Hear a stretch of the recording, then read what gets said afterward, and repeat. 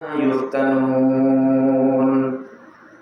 মানুষ কি এটা মনে করে যে তারা শুধু বলবে আমরা ঈমান আনলাম, আর আমি আল্লাহ রাব্বুল আলামিন তাদের ঈমানের পরীক্ষা নিলাম না, এমনি এমনি তাদেরকে মাফ করে দিলাম, এই কথাটা মানুষের মনে করার কোনো প্রয়োজন নাই। বরং আমি ঈমানের পরীক্ষা নেব।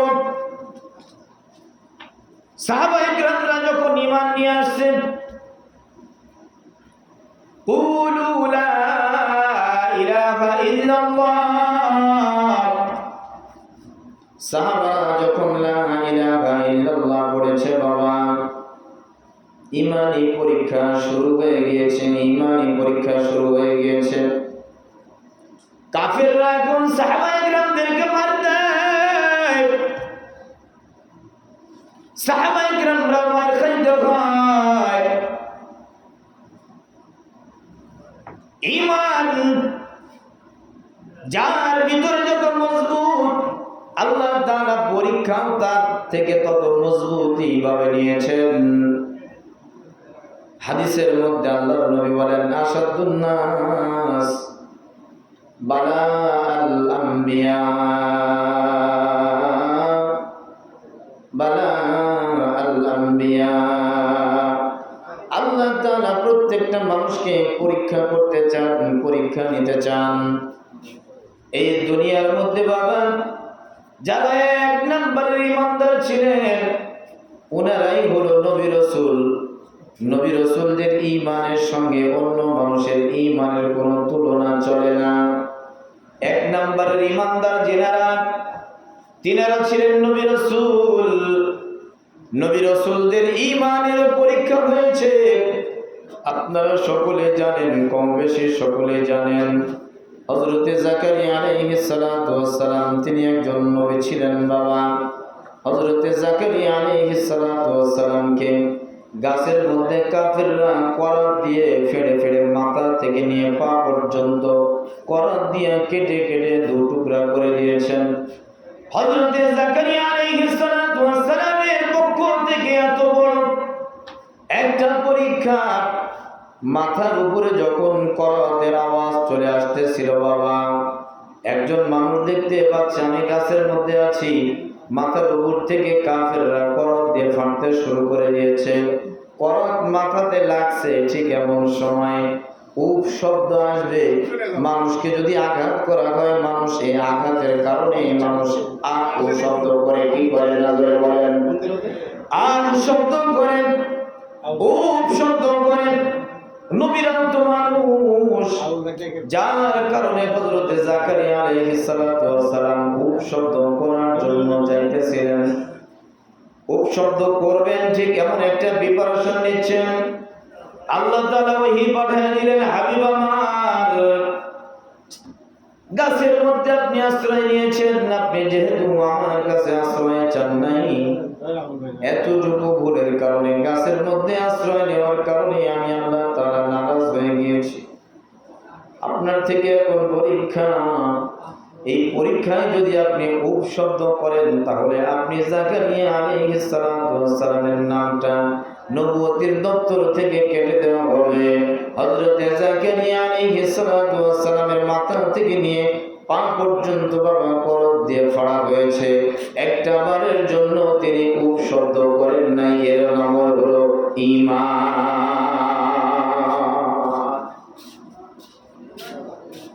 যত বড় বড় নবী, তত বড় বড় পরীক্ষা। যত নবী রাসূল দুনিয়াতে আসছিলেন, সমস্ত নবী রাসূলদের কাছ থেকে পরীক্ষা নেওয়া হয়েছে। আপনারা সকলে জানেন, হযরতে ইউনূস আলাইহিস সালাতু ওয়াস সালামকে পরীক্ষা নেওয়া হয়েছিল। মাছের পেটের মধ্যে তিনি ছিলেন, প্রায় 40 দিন পর্যন্ত ছিলেন। 40 দিন পর্যন্ত একজন মানুষ যদি মাছের পেটের মধ্যে থাকে, স্বাভাবিকভাবে আমাদের জেহেনের মধ্যে যেটা আসে, আমাদের ব্রেনের মধ্যে যেটা আসে, আমাদের আকলের মধ্যে যেটা আসে, 40 দিন একটা মানুষ যদি মাছের পেটের মধ্যে থাকে, তাহলে তো বেঁচে থাকার কথা।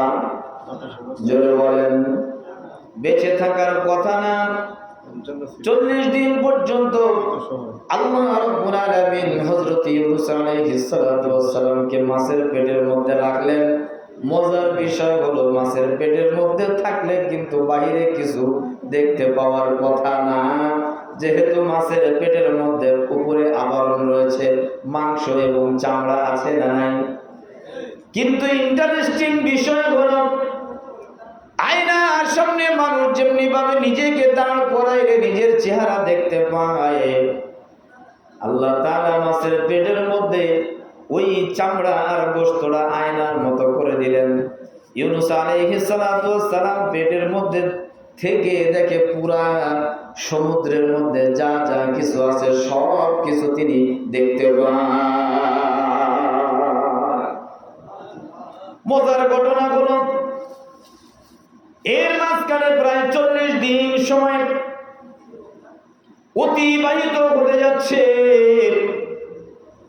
40 দিন পূর্তি হওয়ার পূর্ব মুহূর্তে সমুদ্রের মাছ, সমুদ্র তো বাবা আমাদের পুকুর পুষ্করণীর মতো না, সমুদ্রের মধ্যে মাছ দৌড়ায়, নিচে নামতে নামতে নামতে নামতে নামতে নামতে নামতে নামতে একেবারেই যখন মাটির তলদেশ পর্যন্ত পৌঁছে যায়, ওখানে গিয়ে শোনে আলাম ইয়ানিল্লাযীনা আমানু আন তাখশা কুলুবুহুম লিযিকরিল্লাহ, জোরে বলেন না সুবহানাল্লাহ।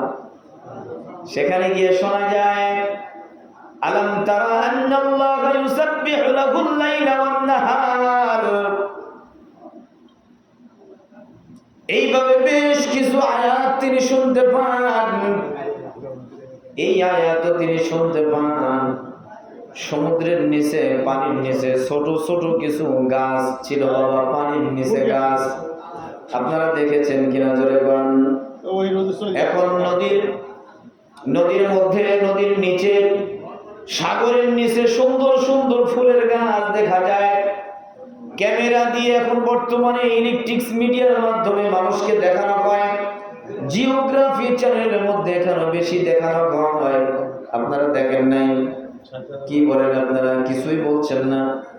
আপনাদের বাড়িতে টিভি নাই? আছে, কেউ যে কোনো কথা বলছে না। নিচের মধ্যে যে ছোট্ট ছোট্ট গাছগুলো ছিল বাবা, পানির মধ্যে একটা গাছ, বড় গাছও যদি আমাদের আম গাছ ডুবে থাকে, কিছুদিন পরে এই আম গাছটা আর তাজা থাকে না, এই আম গাছটা মারা যায় কি যায় না?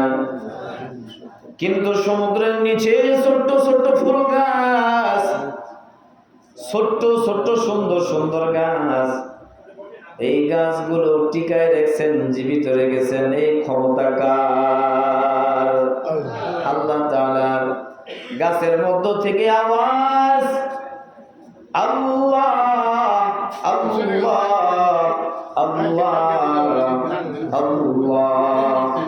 এমন আওয়াজ যখন গাছের নিচ থেকে, গাছের কাছ থেকে পাইতেছিলেন বাবা, গাছ থেকে যখন আওয়াজগুলো পাইতেছিলেন, হযরত ইউনূস আলাইহিস সালাতু ওয়াস সালাম তিনি তখন ওনার দিমাগটা ঘুরে গেল, ব্রেনটা ঘুরে গেল, আকলটা ঘুরে গেল।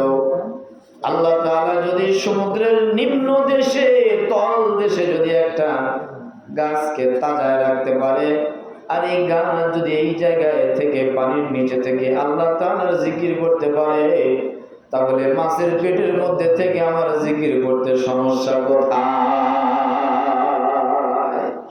তিনি জিকির শুরু করে দিলেন, লা ইলাহা ইল্লা আনতা সুবহানাকা ইন্নী কুনতু মিনাজ জালিমিন। আল্লাহ তাআলার কাছে এই জিকিরটা এত বেশি পছন্দনীয় হলো বাবা, 40 দিন পরে এই জিকির পাঠ করা অবস্থায় আল্লাহ তাআলা হযরত ইউনূস আলাইহিস সালাতু ওয়াস সালামকে মাছের পেট থেকে পরিত্রাণ দিয়ে দেন। এই পরীক্ষা যদি আমাকে আপনাকে নেওয়া হতো,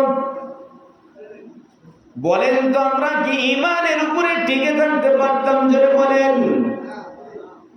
আমাদের তো সাধারণভাবে যদি পান বরজের ঝড় এসে পান বরজটা ফালাইয়া দেয়, তখন তো আমাদের মুখ থেকে এমন কথা বের হয়ে আসে, আল্লাহ আর কারোটা দেখে না, শুধু আমারটাই দেখে। বিপদ শুধু আমার পিছনেই লেগে থাকে, এমন কথা আমরা বলি কি বলি না, জোরে বলেন।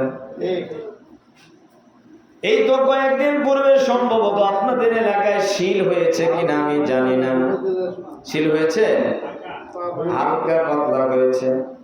অনেক অনেক জায়গায় এমন শিল হয়েছে বাবা, পেঁয়াজ গুলো একেবারে চুরমার করে দিয়েছে, এমন শিল হওয়া হয়েছে।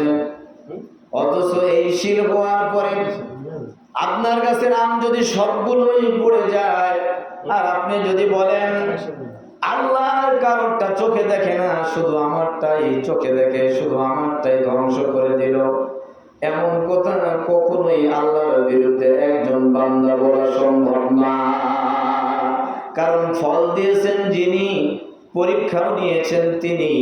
সাধারণভাবে অল্প কিছু পরীক্ষা নিয়েই যদি আপনার ঈমানটা নষ্ট হয়ে যায়, আমারটাই শুধু আল্লাহ দেখে অন্য কারোটা দেখে না, এটা তো শিরকের পর্যায়ে চলে যায়, মানুষের ঈমানকে পর্যন্ত বিধ্বস্ত করে দেয়, নষ্ট করে দেয়। এমন কথা বলার দ্বারা মানুষ ঈমান থেকে হরণ হয়ে যায়। এই জন্য বলতেছিলাম, যার ঈমান যত দামি তার পরীক্ষাটাও তত দামি হয়, তার পরীক্ষাটাও তত শক্ত হয়।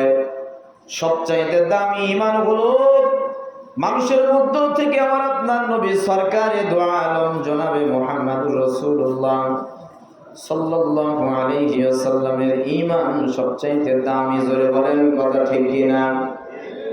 এই মানুষটার উপরে কত বেশি ঈমানি পরীক্ষা, যেই মানুষটার মুহাব্বত পাওয়ার জন্য আমার আল্লাহ তাআলা নিজেই পাগল। অন্য অন্য সমস্ত নবী রাসূলরা আল্লাহ তাআলার মুহাব্বত পাওয়ার জন্য পাগল, আমরাও আল্লাহ তাআলার মুহাব্বত পাওয়ার জন্য পাগল কি পাগল না? জোরে বলেন। আল্লাহ তাআলা যদি কাউকে মুহাব্বত করে বাবা, এই বান্দার আর কোনো ভয় নাই, এই বান্দার আর কোনো টেনশন নাই, এই বান্দার আর কোনো চিন্তা নাই। আল্লাহ যদি কারো হয়েই যায়, মাল্লাহুল মাওলা ফালাহুল কুল, আল্লাহ যদি কারো হয়ে যায় তাহলে তার পুরা পৃথিবীটাই তার হয়ে যায়। মনে করেন দুর্গাপুরের পুঠিয়া বর্তমান সংসদ সদস্য মাননীয় এমপি অধ্যাপক নজরুল ইসলাম মন্ডল, তিনি যদি আপনাদের এই বড়ইল গ্রামের মধ্যে এসে বলে, ওগো আব্দুল্লাহ, তোমার জন্য আমি রয়েছি, তোমার কোনো টেনশন নাই, তোমার যা কিছু লাগবে তুমি শুধু আমাকে বলবা, আমার পার্সোনাল নাম্বার আমি তোমাকে দিয়ে গেলাম, তুমি যদি কোনো বিপদে পড়ো আমাকে বলবা, তোমাকে কেউ যদি বকা দেয় আমাকে বলবা, তোমার যদি কোনো টাকা পয়সার প্রয়োজন হয় আমাকে বলবা, তোমার যদি কোনো প্রশাসনিক লোকের হেল্প লাগে আমাকে বলবা, তোমার সাথে কেউ যদি মাস্তানি করার জন্য আসে আমাকে বলবা, তোমার উপরে কেউ যদি জুলুম করে তাহলে আমাকে বলবা, তোমার সঙ্গে গ্রামের লোক যদি কেউ শত্রুতা করে আমাকে বলবা। বলেন তো আব্দুল্লাহকে এতগুলো অফার যদি এমপি দিয়ে যায়, এই আব্দুল্লাহর কি হবে? এর আনন্দের কোনো সীমা থাকবে? এ তো আর নিজেকে আর মানুষ মনে করবে না, মানুষ মনে করবে এখন তো সে মনে করবে হাম কি এখন রে, আমি কি হয়ে গেলাম রে। এমপি যেহেতু আমার পকেটের লোক, পার্সোনাল নাম্বার আমাকে দিয়ে গিয়েছে, আর তো টেনশন নাই, কেউ কিছু বলে দেয়, এ দেখবেন এর গায়ে 150 টাকা শক্তি থাক আর না থাক, ও একজন মাতাব্বরকে যে মারবে একটা বক্সিং, আরেকজন বড় লোককে যে মারবে একটা থাপ্পড়, কারণ তার কাছে কি আছে? এমপির পাওয়ার আছে। কার পাওয়ার আছে? আপনার কি কথা বুঝতেছেন? হুহা আওয়াজ ধরেন না কেন? আমি খালি বলে যাবো যে মোরা মানুষের মধ্যে ওয়াজ করছেন, এটা তো নিয়ম না। আপনারা বুঝতেছেন কিনা এটা তো আমাকেও বোঝা লাগে। আর হুহা না ধরলে আপনারা হাঁটতে বলবেন আমি হাঁটবো, 2 হাত নাচবে না, তাহলে তো হাঁটা আসবে না। হাঁটা আসবে? আপনারা হুহা না ধরলে আমার ওয়াজও বের হবে। এমনি তো আলহামদুলিল্লাহ আমি যে জুমার নামাজ যে মসজিদে পড়াই, আমাদের এই যে মিজান হাবিব এরা জানে, আমার জুমার নামাজের মুসল্লি প্রায় 12 থেকে 1300 মুসল্লি। আমি যেই মসজিদে জুমা পড়াই এই মসজিদের শুক্রবারের মুসল্লি 12 থেকে 1300 মুসল্লি। আপনারা 12 জন লোক বসে আছেন। এই 1200 আপনারা বসে আছেন, তারপরেও যদি হুহা না ধরেন তাহলে আমি বুঝবো কিভাবে যে আমার কথা আপনারা বুঝতে পারছেন। আমি তো নির্দিষ্ট কিছু বুঝাই আমি এখান থেকে চলে যেতে চাচ্ছি। ভাইরা আমার বলতেছিলাম,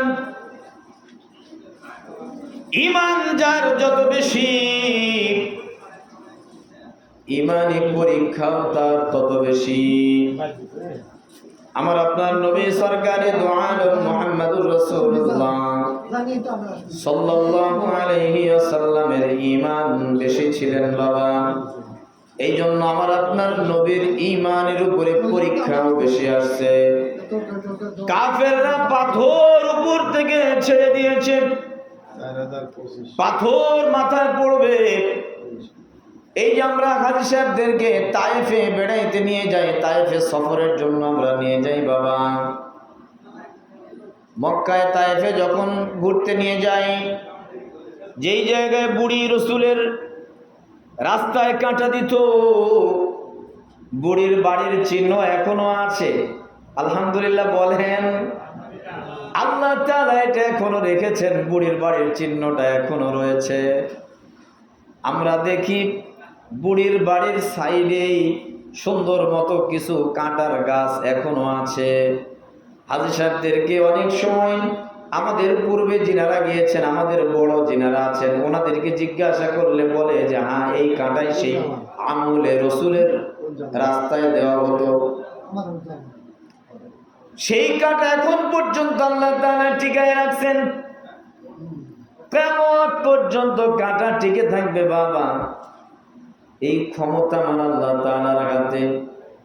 সাধারণ একটা বুড়ি মানুষ এত বড় একজন নবীর রাস্তায় কাঁটা দেয়। এই রাস্তা দিয়ে নবীজি নামাজের জন্য যাবে, নবীজি ইসলামের দাওয়াতের জন্য যাবে। বুড়ি মানুষ, নবীর সঙ্গে শত্রুতা। এই বুড়ির বাড়ির পাশে, বুড়ির বাড়ির একটু পাহাড়ের উপরে, আর নবীজি যেই জায়গায় থাকতেন সেটা হলো পাহাড়ের নিচে। কাফেররা সকলেই মিলে চিন্তা করলো মুহাম্মদকে তো মারা যায় না। এই তায়েফ নগরীতে সোখা সোখা পাথর দিয়ে নবীজির গায়ে দুষ্টু কিসিমের ছেলেরা পাথরের আঘাত করে করে নবীজিকে অজ্ঞান করে ফেলেছিল।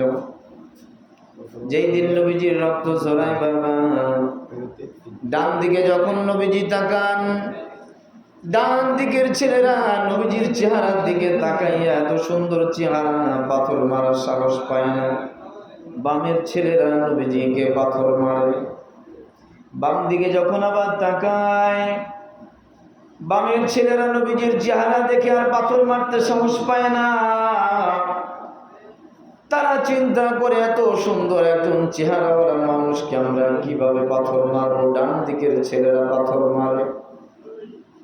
পাথরের আঘাত নবীজি আমার সহ্য করতে পারেন না।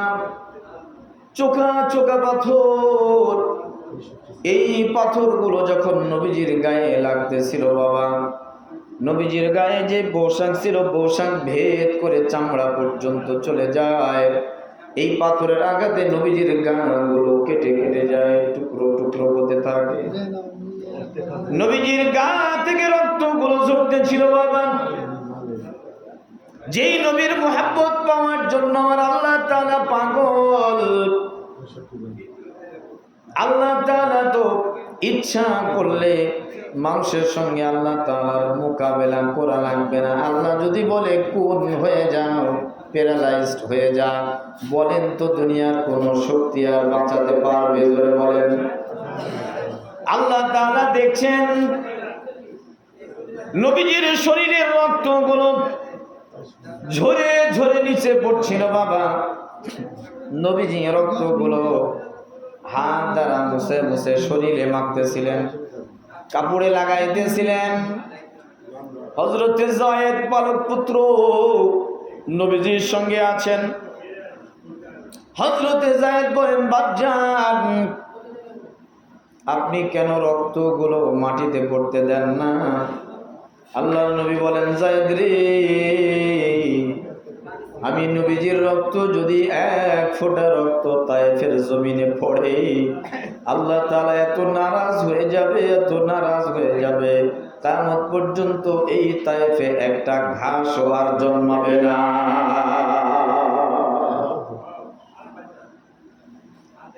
নবীজিকে যুবকরা পাথর মারতে মারতে একেবারে অজ্ঞান করে দিয়েছে বাবা। অজ্ঞান হয়ে নবীজি পড়ে যায়। হযরতে যায়েদ নবীজিকে কখনো মাথায় পানি ঢালে, আবার কখনো মাথাটা বুকের সঙ্গে উঠায় নেয়। যেই জায়গায় নবীজি অজ্ঞান হয়ে পড়েছিলেন বাবা, এই তো কিছুদিন পূর্বে উমরাতে গিয়েছিলাম। আপনাদের দোয়ায় এই মাসেরই 19 তারিখে আমরা আবার হজের জন্য রওনা দিব ইনশাআল্লাহ। ওই জায়গায় আমরা এখনো দেখি, হাজী সাহেবদেরকে দেখায়, নবীজি যেই জায়গায় অজ্ঞান হয়ে পড়েছিল ওই জায়গাটা তায়েফবাসীরা সুন্দর করে ফুলের গাছ দিয়ে ঘিরে রেখেছে। যেই নবীর মহব্বত পাওয়ার জন্য আমার আল্লাহ তাআলা পাগল, আমি বুঝাইতে চাইতেছিলাম, আপনারা বুঝতেছেন কিনা আমি জানি না। যে নবীকে আল্লাহ তাআলা মহব্বত করার জন্য পাগল, আর যে আল্লাহ তাআলার হাতে সমস্ত ক্ষমতা, আল্লাহ তাআলা ইচ্ছা করলে যারা পাথর মারতেছিল তাদের মোকাবেলা করার জন্য আমার আল্লাহ তাআলার ক্ষমতা ছিল কি ছিল না, জোরে বলেন। আল্লাহ তাআলা ক্ষমতা খাটান নাই, এখানে ক্ষমতা খাটান নাই বাবা। আল্লাহ তাআলা পরীক্ষা নিতেছেন। হযরত জিবরাইলকে পাঠিয়ে দিয়েছেন, জিবরাইল যাও, জিবরাইল যাও, আমার নবীর পায়ের জুতার তলায় শরীরের রক্ত তো জুতার মধ্যে লেগে জুতা পায়ের সঙ্গে এমন ভাবে আটকে গিয়েছে, রক্তগুলো অতিরঞ্জিত হয়ে ভরে গিয়ে এক ফোঁটা রক্ত জুতার তলায় চলে গিয়েছে, ঝুলন্ত অবস্থায় আছে। এই রক্তটা তায়েফের মাটিতে পড়ে যাবে, আমার নবী এটা জানে না যে এই রক্ত জুতার নিচে আছে। জিবরাইল যাও, দেরি করো না রে জিবরাইল, এই মুহূর্তে গিয়ে আমার হাবিবের পায়ের গায়ের রক্তখানা, জুতার রক্তটা তুমি তোমার পাখার নিচে ধরে নাও। হযরত জিবরাইল বলেন, যেই সময় আমাকে অর্ডার করা হয়েছে সেই সময় আমি ছিলাম সিদরাতুল মুনতাহা। সিদরাতুল মুনতাহা হলো একেবারে সপ্তম আসমানের উপরে শেষ সীমান্ত, যেখানে বলা হয় সিদরাতুল মুনতাহা হলো শেষ স্টেশন। এই জমিন থেকে নিয়ে আসমান পর্যন্ত, এর আগে মনে হয় আপনাদেরকে আমি একটা ধারণা দিয়ে গিয়েছিলাম, জমিন থেকে প্রথম আসমান পর্যন্ত কত ফাঁকা, কত দূরত্ব রয়েছে, এটা বিজ্ঞানীরা রিসার্চ করে আজ পর্যন্ত বের করতে পারে নাই যে জমিন থেকে নিয়ে প্রথম আসমান কত উপরে রয়েছে। আমরা যে বিমানগুলোতে সৌদিতে যাই, প্রায় 3500 4000 ফিট উপর দিয়ে যায়। এটা তো একটা বিমান চলাচলের স্তর, এরপরেও কিন্তু আসমান না, বরং মেঘ ভেদ করে উপরে ওঠে বিমান, এরপরে যাইতে শুরু করে দেয় বাবা। প্রথম আসমান অনেক দূর, কত দূর শুধু একটু ধারণা দিয়ে আমি আপনাদেরকে সামনের দিকে নিয়ে যাই। আসমানের নিচে সমস্ত তারকারাজি দ্বারা, সূর্য বলেন, তারকা বলেন, উল্কাপিণ্ড বলেন, মঙ্গল বলেন, গ্রহ বলেন, নক্ষত্র বলেন, এগুলো যা কিছু আছে এগুলো কিন্তু এক একটা জগৎ, নক্ষত্রের একটা জগৎ, উল্কাপিণ্ড রয়েছে, বিভিন্ন গ্রহ উপগ্রহ আছে, এগুলো আপনারা জানেন তো। এগুলো আমাদের হুজুরদের কথা না, বিজ্ঞানরা রিসার্চ করে করে বের করে দিয়েছে বাবাজি, কথা ঠিক কিনা? আল্লাহ তাআলা বলেন ইন্না যায়্যানাস সামাআ আদ-দুনিয়া বিজিনাতিল কাওয়াকিব, আমি প্রথম আসমানের নিচে যা কিছু সাজিয়েছি এগুলো আসমানের সঙ্গে নয়, বরং আসমানের নিচে। নক্ষত্র আল্লাহ তাআলা সাজাইছেন আসমানের নিচে। কত নিচে সাজাইছেন এটা আল্লাহ তাআলাই জানেন। কিন্তু দূরবর্তী যেই নক্ষত্র রয়েছে, এই নক্ষত্রের নাম হলো কুয়াশার। এই নক্ষত্র পর্যন্ত এই যে আলোর গতি, বিদ্যুতের গতি, আলোর গতি 1,86,000 বর্গ মাইল, 1,86,000 বর্গ মাইল, 3 লক্ষ কিলোমিটার। সেকেন্ডে 3 লক্ষ কিলোমিটার দ্রুত বেগে এরা যেতে পারে। সূর্যের আলো যেখান থেকে আসতেছে প্রায় সময় লাগে 8 মিনিট কয়েক সেকেন্ড। তাহলে কত দূরে সূর্য রয়েছে? একটা নক্ষত্রের নিকটে পৌঁছতে সময় লাগবে আলোর মতো যদি কোনো দ্রুত যানবাহন কেউ তৈরি করতে পারে। বিজ্ঞানরা রিসার্চ করে বের করেছে ওই যে কুয়াশার নামক যে নক্ষত্র রয়েছে, এই নক্ষত্র পর্যন্ত পৌঁছতে সময় লাগবে 1000 কোটি বছরের সমান। তাহলে প্রথম আসমানটা কত দূরে আছে বাবা, এটা কি পরিমাপ করা সম্ভব? জোরে বলেন সম্ভব? আদায় করবো না একটু বাইরে আমার বলতেছিলাম প্রথম আসমান কিন্তু এখন পর্যন্ত পাওয়া গেল না, বরং একটা নক্ষত্রের হিসাব কেবল আমরা পাইলাম। এর উপরে আর কোনো বিজ্ঞান যেতে পারে নাই। চাঁদের দেশ পর্যন্ত বিজ্ঞান গিয়েছে, কিন্তু আসমান পর্যন্ত বিজ্ঞান পৌঁছতে পারে নাই। বিজ্ঞান রিসার্চ করে মাথার মধ্যে যেটা আসছে, যে দামি মগজ দিয়ে, দামি ঘিলু দিয়ে, দামি ব্রেন দিয়ে যেটা নিয়ে চিন্তা করে গবেষণা করে বের করেছে, বিজ্ঞানরা এতটুকু বলেছে কিয়ামত পর্যন্ত যদি আমাদেরকে হায়াত দেওয়া হয়, প্রথম আসমান জমিন থেকে নিয়ে কত উপরে রয়েছে কিয়ামত পর্যন্ত হায়াত দিলেও মানুষের পক্ষে বের করা সম্ভব হবে না। সুবহানাল্লাহ বলবেন না?